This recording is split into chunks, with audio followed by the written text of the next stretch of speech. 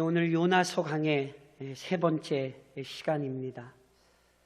온 세상을 창조하시고 주관하시는 하나님께서 어느 날 선지자 요나에게 명령하셨지요. 무슨 명령하셨지요? 저랑 화면 보시면서 요나서 1장 2절 기억을 떠올리시면 한번 봉독하실까요? 너는 일어나 저 큰 성읍 니느웨로 가서 그것을 향하여 외치라. 그 악독이 내 앞에 상달되었음이니라 하시니라. 아멘. 하나님께서 요나에게 말씀하셨어요. 그런즉 요나는 이 말씀대로 니느웨에 가서 자신이 받은 하나님의 말씀 전해야 했지요. 이를 통해 여호와 하나님만이 온 세상의 주인이요 통치자라는 사실을 드러냈어야 합니다. 이스라엘만의 하나님이 아니라 온 열방의 하나님이라는 사실 요나는 증거했어야 되는 거예요. 그런데 요나는 하나님께서 자신을 니느웨로 보내시는 이유가 단지 부패하고 패역했던 니느웨를 심판하시기 위함이 아니라는 사실을 알았어요. 하나님께서는 은혜로우시고 자비로우시며 노하기를 더디하시며 인애가 크십니다. 믿으십니까? 예. 그래서 니느웨를 향한 심판의 뜻을 돌이켜 재앙을 내리지 않으려고 계획하셨거든요. 그러니까 즉 요나를 보내 니느웨에 회개의 기회를 주시고 이를 통해 심판을 유보하려 하신 거예요. 요나는 이 마음을 알았어요. 그리고 요나는 이와 같은 하나님의 자비로운 계획에 동의할 수 없었던 것이죠. 만일 하나님께서 이스라엘의 대적 니느웨를 즉각 형벌하신다면 요나 기꺼이 순종했을 것입니다. 그러나 니느웨의 끔찍한 죄악마저 용서하려 하셨기에 니느웨는 이 명령에 순종할 수 없었던 거죠. 니느웨의 심판을 원했던 요나는 이 사명을 맡기가 싫었습니다. 그래서 어떻게 했습니까? 다시스로 도망쳤지요. 하지만 요나의 계획에 성공할 수 없었습니다. 다시 말씀드리면 요나가 하나님을 이길 수 없습니다. 요나가 하나님의 얼굴 피하려 도망치려고 해도 하나님의 시선에서 벗어날 수 없었지요. 그래서 어떻게 됐습니까?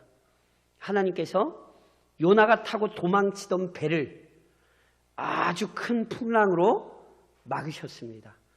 심지어 배 안에 타고 있던 그 사람들의 마음과 생각마저 다스리셔서 제비뽑기를 통해 이 풍랑의 원인 제공자 요나를 찾아내게 하셨죠. 그래서요, 두 번도 할 거 없어요. 단번에 요나가 뽑혔어요. 다시 한번 설명드리지만 이건 하나님의 일이었어요. 하나님께서 요나를 지목해 내신 거예요. 그래서 결국 요나가 어떻게 했습니까? 사람들 앞에서 자기의 죄와 허물을 고백할 수밖에 없었죠. 자신이 하나님의 얼굴을 피하여 도망쳤기에 이 풍랑이 일어난 모든 것을 인정했어요. 자, 그럼 보세요. 요나가 사람들 앞에서 자신의 어리석음 고백했어요. 그러면 이제 이 모든 사태 해결된 것입니까? 아니에요. 해결되지 않았어요. 아직 하나님께서 풍랑을 통해 요나를 찾아오신 목적은 성취되지 않았어요. 더 정확히 말씀드리면 이미 우리가 읽었던 요나서 1장 2절에 있는 말씀대로 하나님께서 요나를 통해 이루시려고 했던 계획 이루어져야 됩니까? 안 이루어져야 됩니까? 이루어져야죠. 그래서 보세요. 본문에도 철저히 자기의 계획을 이루어 가시는 하나님의 손길이 드러나 있어요. 오늘도 뭘 배우셔야 되는지 아세요? 이 세상의 역사 하나님의 손길 안에서 진행됩니다. 이 사실을 믿음으로 고백하는 성도가 되셔야 합니다. 그래서 오늘 본문 속에서 우선 기억하셔야 될 교리가 있습니다. 사랑하는 성도 여러분, 인간의 어떤 행위도 하나님의 뜻을 거스를 수는 없습니다.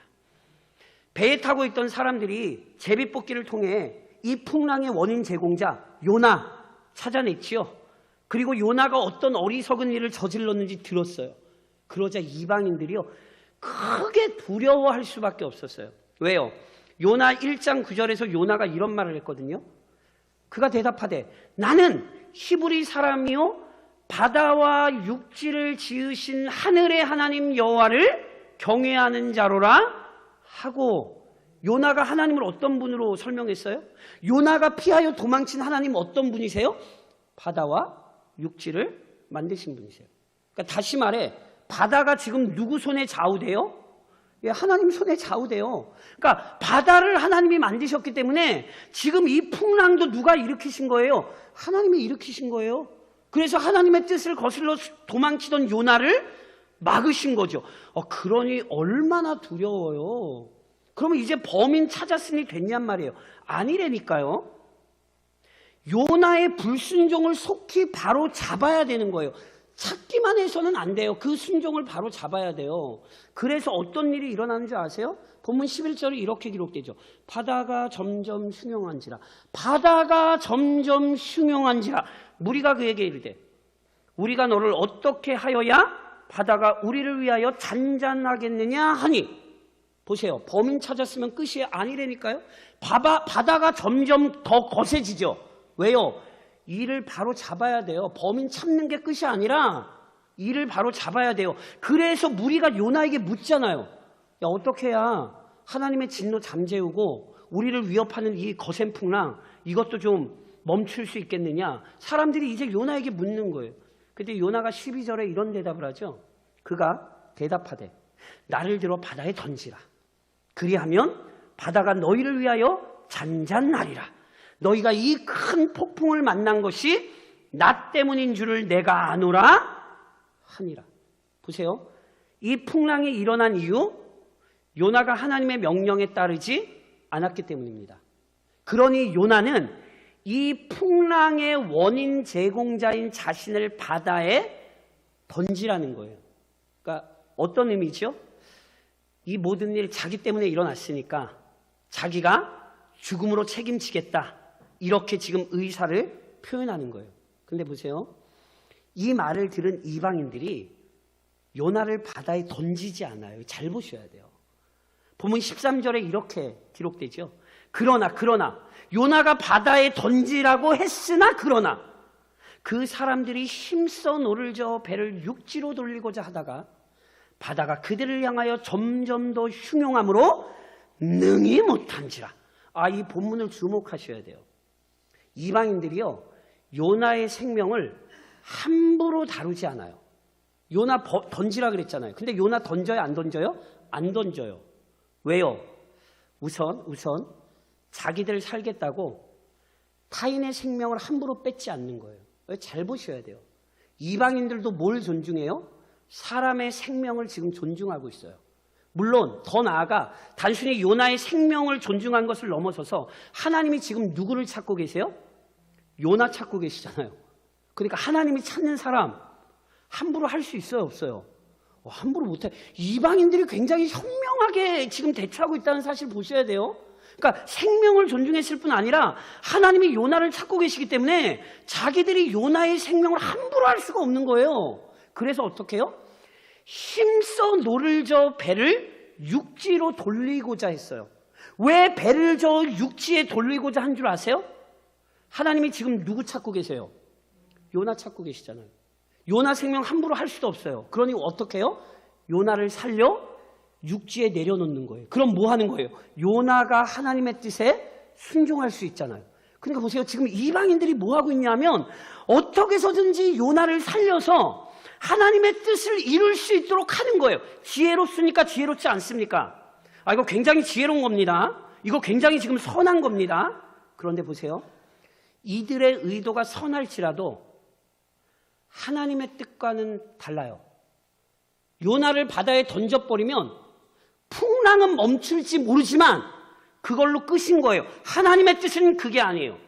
그래서 하나님의 뜻이 바다에 던지는 게 아니라는 걸 어떻게 알 수 있는지 아세요? 육지로 배를 저어가려고 했지만 풍랑이 더 거세져서 할 수가 없는 거예요. 그러니 이방인들이 선택할 수 있는 건 이제 하나예요. 본문 14절에 이렇게 기록되죠. 무리가 여호와께 부르짖어 이르되 여호와여 구하고 구하오니 이 사람의 생명 때문에 우리를 멸망시키지 마옵소서. 무지한 피를 우리에게 돌리지 마옵소서. 주 여호와께서는 주의 뜻대로 행하심이니이다 하고 요나를 들어 바다에 던지매 바다가 뛰노는 것이 곧 그친지라. 보세요. 이방인들이 원래 요나 안 던지려고 그랬어요. 그래서 어찌됐건 육지에 내려놓으려고 그랬는데 이게 안 되는 거예요. 그러니까 이방인들이 뭘 깨달은 거예요? 아하, 이게 하나님의 뜻이 아닌가 보다. 그럼 하나님의 뜻이 뭔가 모르겠어요, 자신들은.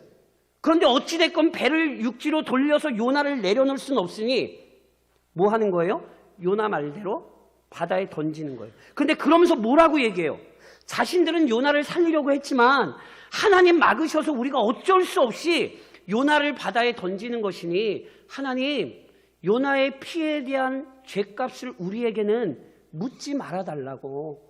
왜냐하면 우리는 도대체 할 수 없어서, 이거 외에는 할 수 없어서 이렇게 하는 거니까 하나님, 우리에게 벌을 내리지 말아주세요. 이렇게 기도하는 거죠. 그러면서 아주 중요한 고백을 해요. 주 여호와께서는 주의 뜻대로 행하심이니이다. 이게 무슨 얘기인지 아시겠어요? 요나의 생명에, 요나의 인생에 또는 바다의 풍랑에 자신들이 개입할 수 있다는 얘기예요? 못한다는 얘기예요? 자신들이 절대 못한다는 얘기예요. 이 고백을 잘 보셔야 돼요. 이방인들이 놀랍게도 이 하나의 사건에서 지금 분명히 뭘 고백하냐면 하나님은 하나님의 일을 하시는 분입니다. 우리가 아무리 수고하고 노력해도 우리는 절대로 하나님의 뜻을 거스를 수는 없습니다. 라는 고백을 지금 이방인들이 하고 있는 거예요. 놀랍지요? 그래서 이방인들이 요나를 실제로 바다에 던지자 어떤 일이 일어나요? 풍랑이 멎죠. 뭐가 확인됐죠? 하나님의 뜻이 확인되죠. 그래서 본문 16절에 이런 고백이 있는 거예요. 그 사람들이 여호와를 크게 두려워하여 여호와께 제물을 드리고 서원을 하였더라. 왜 여호와께 제물을 드리고 서원을 해요? 와, 하나님 대단하신 분이구나. 인생이 아무리 수고하고 노력해도 하나님이 계획하신 일은 인생이 바꿀 수 없구나. 하나님은 철저히 자신의 뜻을 이루시는 분이구나. 그렇게 고백하는 거죠. 더 나아가 본문은 우리에게 뭘 보여주는지 아세요? 그렇게 자신의 뜻을 이루신 하나님께서는 무한한 지혜와 능력으로 자기 뜻을 이루십니다.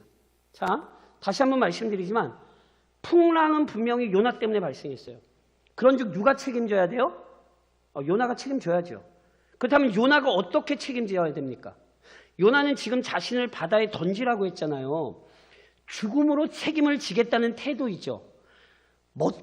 멋집니까? 안 멋집니까? 야, 나 때문에 일어났어. 내 죽음으로 책임질게. 멋있으세요? 안 멋있으세요? 이거 멋있다고 생각하시면 안 돼요. 이게 진짜 합당한 태도인가 잘 살피셔야 돼요. 보세요. 하나님의 명령, 하나님의 계획, 요나가 바꿀 수 있습니까? 바꿀 수 없습니까? 바꿀 수 없지요. 하나님께서 요나에게 주신 사명인데 요나가 하나님 나 싫어요. 그러면 하나님이 그래? 알았어. 요나가 싫다 그러면 하나님이 그 명령을 바꾸셔야 되냔 말이죠. 잘 기억하셔야 돼요. 하나님의 명령, 하나님이 주신 사명, 인간이 자기 마음에 안 든다고 변경할 수 없죠. 그래서 보세요. 풍랑 속에서 요나가 보여야 할 합당한 태도는 죽음이 아니에요. 요나가 죽겠다는 것은 뭔지 아세요? 차라리 죽으면 죽었지 뭐는 안 하겠다는 거예요. 근데 다시스는 못 가겠다는 거예요. 이 말을 잘 보셔야 돼요. 요나의 심령은 여전히 도망치는 중이에요. 요나는 지금 왜 죽겠다 그러는 거냐면 내가 죽으면 죽었지 니느웨에 가서 그 복음 전하는 일은 내가 죽어도 못하겠다. 그냥 여기서 끝내겠다는 거예요. 이것은 하나님이 원하신 게 아닙니다. 사랑하는 성도 여러분, 잘 기억하셔야 돼요. 왜 풍랑으로 막으셨겠냔 말이에요. 하나님께서는 요나가 자신의 불순종을 회개하고 돌이키기를 원하신 거예요. 하나님께서 요구하신 것은 요나의 죽음이 아니라 요나의 회개와 순종입니다. 하나님 왜 그처럼 큰 풍랑으로 요나를 찾아오신 줄 아세요? 요나가 고집이 세요. 요나가 쉽게 순종할 사람이 아니에요. 그래서 그만큼 엄중한 징벌을 내리신 거라고요. 그러니까 보세요. 이제라도 요나가 자신의 죄를 고백하고 어찌해야 하는지를 하나님 앞에 물었다면 하나님께서 가장 합당한 방법으로 응답하셨을까요? 안 하셨을까요? 분명히 하나님 합당한 방법을 허락하셨어요. 요나의 회개도 받으셨고 요나와 그 배가 살 길을 허락하셨어요. 하나님 어떤 분이세요? 그 흉악한 니느웨 사람들에게도 기회를 주시는 분 아닙니까? 그러니 어찌 자기 자녀에게 기회를 안 주셨겠냔 말이에요. 그러니까 요나는요 지금 굉장히 완고해요. 하나님께 순종할 수 있는 길을 구하지 않아요. 처음부터 니느웨에 가고 싶지 않았고요.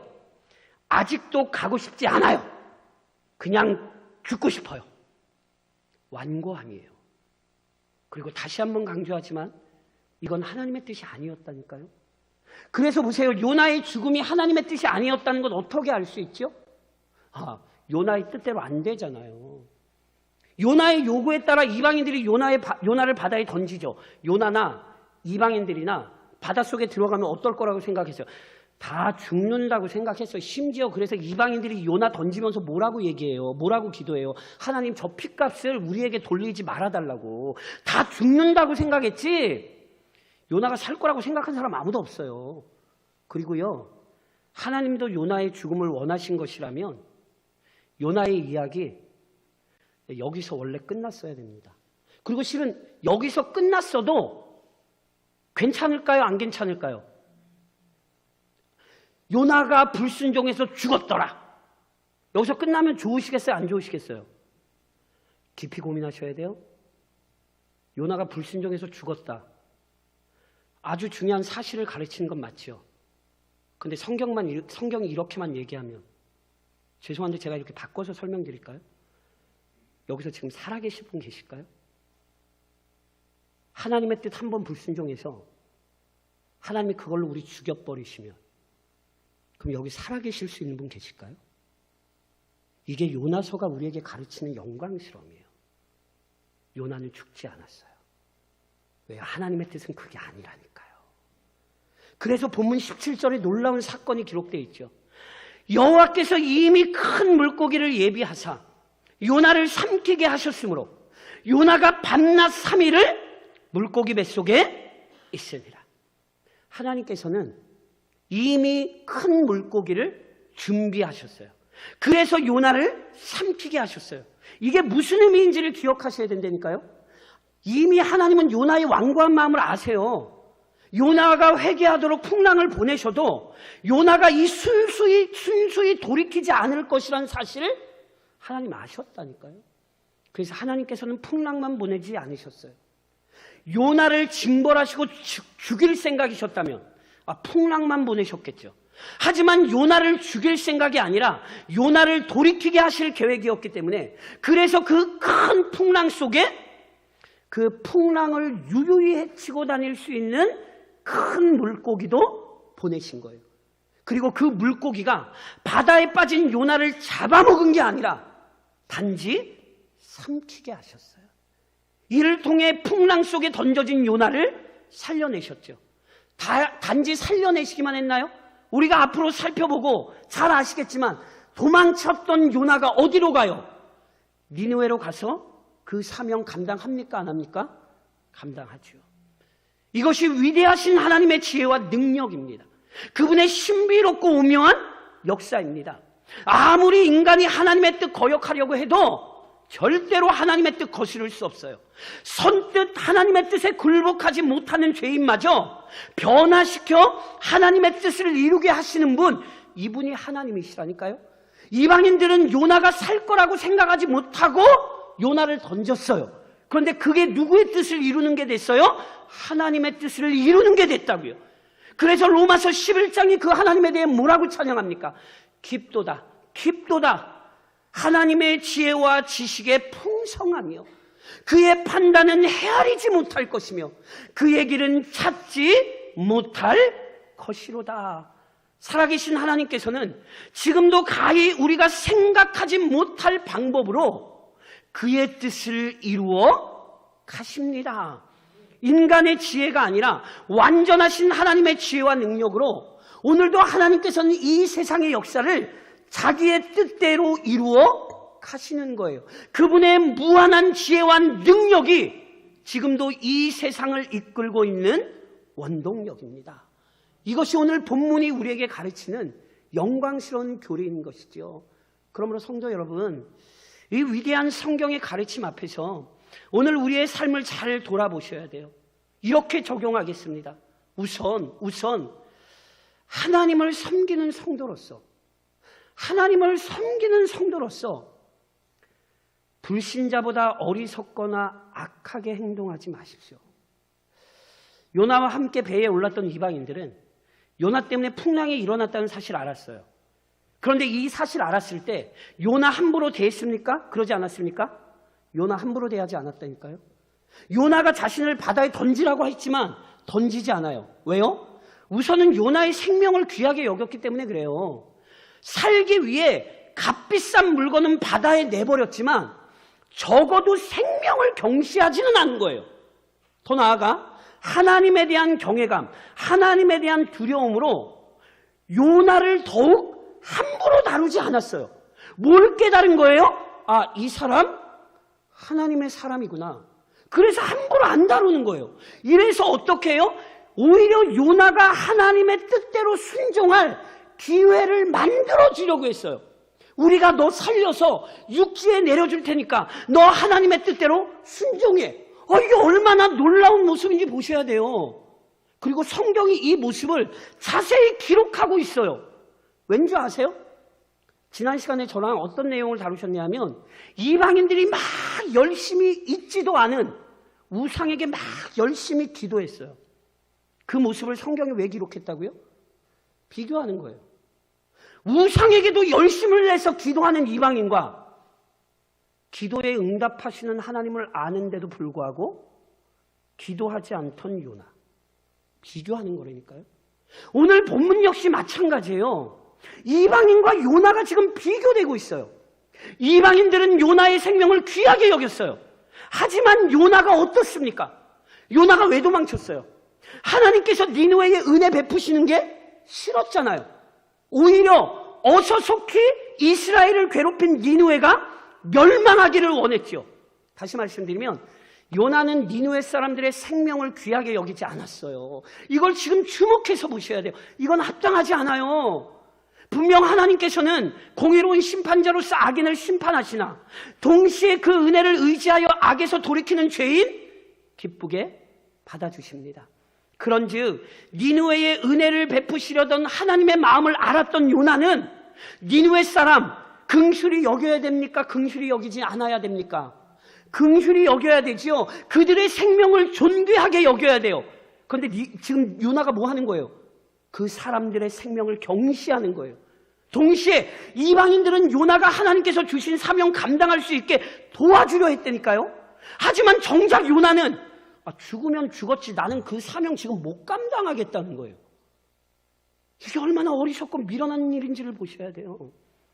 그리고 이게 내 얘기가 아닌 얘기인지를 돌아보셔야 된다고요.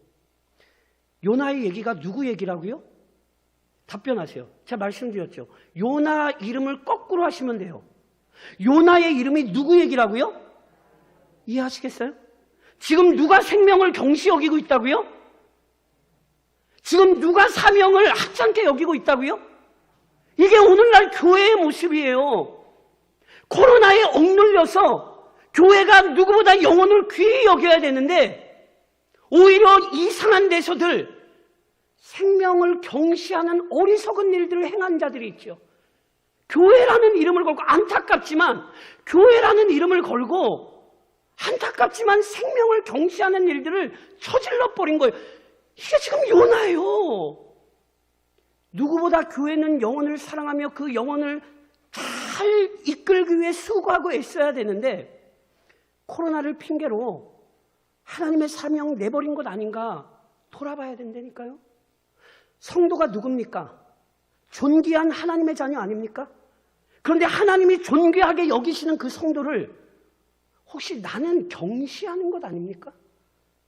이방인들마저도 하나님의 사람을 존귀히 여겼는데 한 몸으로 예배하는 성도를 그래서 비난하고 그 성도를 오히려 괴롭히는 것 아닙니까? 요나의 얘기는 오늘 교회 안에서 일어나는 얘기예요. 그래서 기억하셔야 돼요. 하나님을 모르는 불신자보다도 어리석고 악하게 행동하지 마십시오. 오늘 우리는 돌이켜야 합니다. 동시에 이 세상 앞에 하나님의 영광을 보이는 역할을 충실히 감당하십시오. 하나님께서는 창조주요 통치자이며 구원자이며 심판자세요. 그러니까 하나님께서 요나를 선지자로 부르신 이유는 이 모든 사실을 전하기 위해서요. 그러니까 요나는 어디서나 창조주, 통치자, 구원자, 심판자이신 이 풍성하고 다양한 하나님의 영광 드러내야 돼요. 그런데 요나는 자기 고집 때문에 이 역할을 바르게 감당하지 못해요. 요나가 이방인들 앞에서 자신이 바다와 육지를 만드신 하나님을 피하여 도망치는 죄악을 범했기에 이 풍랑 일어났다 고백했죠. 그러니까 보세요. 이 고백에는 창조주고 통치자이시며 심판자이신 하나님에 대한 선언이 분명히 들어가 있는 거예요. 그래서 이 말을 들은 이방인들이 풍랑을 통해 요나를 찾아오신 하나님 두려워했잖아요. 처음에는 이 사람들이 뭘 두려워했냐면 풍랑을 두려워했거든요. 그런데 요나의 말을 듣자 각자 자신의 신의 이름을 부르며 우상을 찾던 사람들이 누구를 두려워하고 있어요? 아니, 하나님을 두려워하고 있어요. 얼마나 놀라운 광경이에요. 그러니까 보세요. 이때 요나가 뭘 해야 되는지 아세요? 그 하나님에 대해 두려워하고 있을 때 요나가 뭘 해야 되냐면 하나님을 두려워하는 자에게 은혜를 베푸시는 구원의 하나님을 전해야 됐어야 되는 거예요. 보세요. 요나가 니느웨에 왜 가요? 하나님 너희 다 죽이신대. 이 얘기 전하러 가는 거예요? 그 얘기도 있지만 동시에 그런데 하나님 지금 돌이키면 너희에게 은혜를 베푸실 거야. 이 사실도 가르치러 가는 거잖아요. 그러니 지금도 하나님을 두려워하는 자들 앞에서 하나님을 섬기시고 그분의 은혜를 구하십시오. 하나님을 증언할 수 있는 기회를 얻은 거라니까요. 마치 뭐와 같은 줄 아세요? 신약의 이와 흡사한 사건이 하나가 나와요. 로마로 가는 배가 큰 풍랑을 만나서요. 배 안에 사람들이 살 소망이 완전히 사라졌던 때예요. 근데 그 배에 누가 타고 있었죠? 바울이 타고 있었죠. 그래서 그 배에 타고 있던 바울이 뭐 했어요? 나서서 사람들에게 하나님이 여러분의 생명을 보호하실 것이니 두려워하지 말고 먹고 마시십시오. 그곳에서 바울이 누구를 증언했어요? 은혜 많으신 하나님의 사랑 증언했고 그래서 그 배에 있던 사람들 하나님이 살리셨어요? 안 살리셨어요?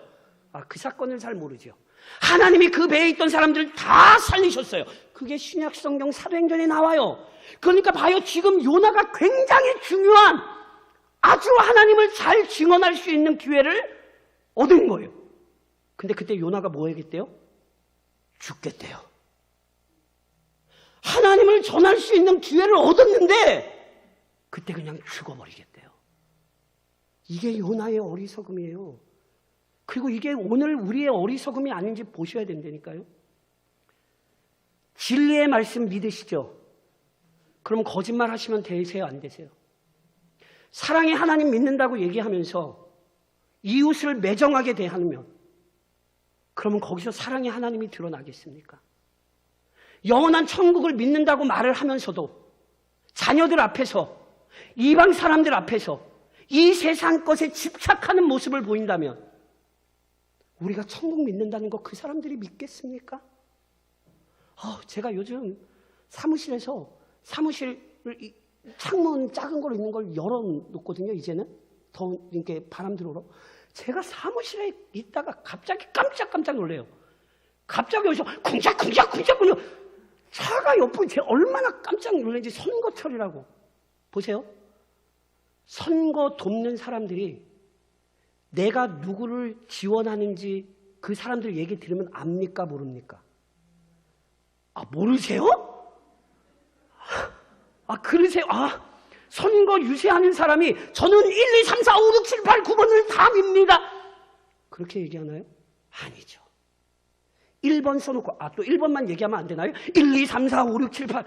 자기가 지원하는 사람 번호를 써놓고, 이름을 써놓고, 그래서 그 사람을 보면, 저 사람은 누구를 미는구나. 압니까, 모릅니까? 우리가 누굽니까? 오늘 내가 하나님을 드러내는 사람입니다. 나의 삶이 심판의 하나님도 증언하고, 능력의 하나님도 증언하고, 사랑의 하나님도 증언하는 방편이란 말이에요. 그러니 오늘 나의 삶 자체가 경이로운 하나님의 영광을 보이는 방편임을 기억하시고 그 역할 감당하셔야 돼요.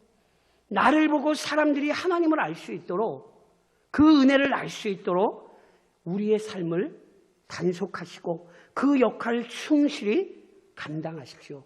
그리고 결국 마지막으로 참으로 두려워할 분을 두려워하십시오. 제가 앞서 말씀드렸잖아요. 처음 풍랑이 일어났을 때만 해도 이방인들이 뭘 두려워했어요? 풍랑을 두려워했어요. 왜요? 죽을까 봐. 당연한 것 아닙니까? 그런데 요나가 바다와 육지를 만드신 하나님에 대해 이야기하자 이 사람들이 더 이상 풍랑을 두려워하는 게 아니에요. 뭘 두려워하죠? 하나님을 두려워해요. 요나를 던지기 전에 자신들을 어여삐 여겨달라고, 원래는 우상을 섬기던 사람들인데 그 우상을 섬기던 사람들이 자기를 어여삐 여겨달라고 누구에게 부르짖어요? 하나님께 부르짖고 있다니까요. 물론 이 사람들이 구원 받았느냐 못 받았느냐 이건 성경의 관심도 아니고요. 오늘 우리가 알 수 없어요. 그러나 분명한 건 이 사람들이 누구를 두려워하고 있다는 거예요? 하나님을 두려워하고 있다는 거예요. 이 장면을 왜 기록한다고요? 역시 요나와 지금 비교가 되는 거예요. 요나가 하나님 두려웠으면 사명 버리고 다시스로 도망쳤을까요? 요나가 진짜 하나님이 두려웠으면 풍랑이 찾아왔을 때 그게 자기 죄 때문에 왔다라는 사실을 아는데 죽이시죠. 그냥 내 죽음으로 끝낼게요, 하나님. 죽여버리세요. 이렇게 얘기할 수 있을 거라고 생각하세요? 물론 요나가 나중에 이것보다 더 끔찍하게 하나님 앞에 섭니다. 이게 다가 아닙니다. 어찌됐건 이게 정말 하나님을 두려워한다면 이런 태도를 보일 수 있나요? 이사야 8장이 오늘 우리에게 이렇게 가르치죠.